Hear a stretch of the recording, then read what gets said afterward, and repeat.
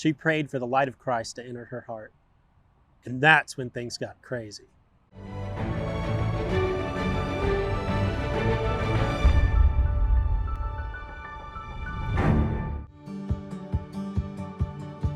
Karina is the superintendent of an apartment building in Buenos Aires, Argentina.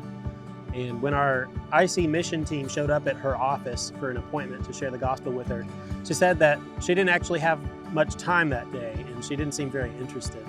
So Pastor One skipped our typical introductions and went right into a conversation about Jesus with her.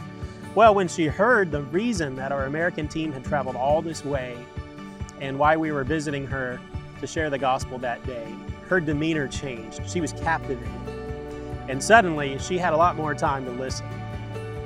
She told us that she had been raised Catholic, but she was fascinated to hear more about this grace that we were talking about. So she invited Hagen from Texas to share his testimony with her. And after he did, she said that she wanted to know Jesus like he does. So right then, right there in that dimly lit office, she prayed for the light of Christ to enter her heart. And that's when things got crazy. She started begging us to find her son, Esteban, who had been involved in gang activity and probably drugs. He had just suffered a gunshot wound, and after he went to the hospital, she lost contact with him.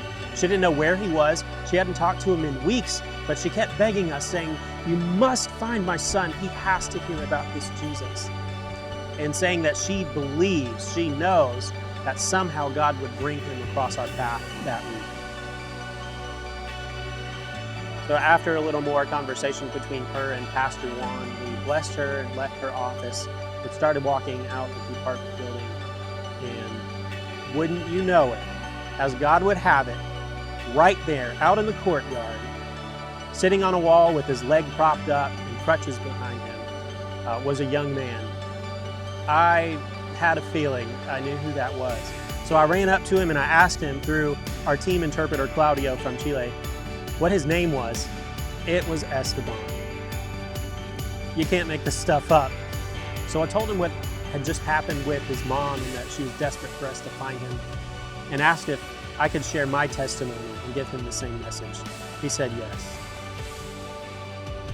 So I sat down, I told Esteban how Jesus had changed my life and how he could change his too.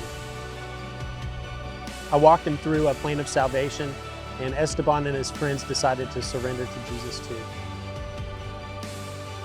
We prayed with him and then talked a little bit about what it means to be reconciled to God and how he needed to be reconciled with his mother too through forgiveness. I asked him if he would go in and visit his mom. He said yes. We also prayed with him for healing for his leg and deliverance from all the troubles that he was in. And we left that place knowing that Esteban's life, his eternity, and his relationships had all changed because of Christ.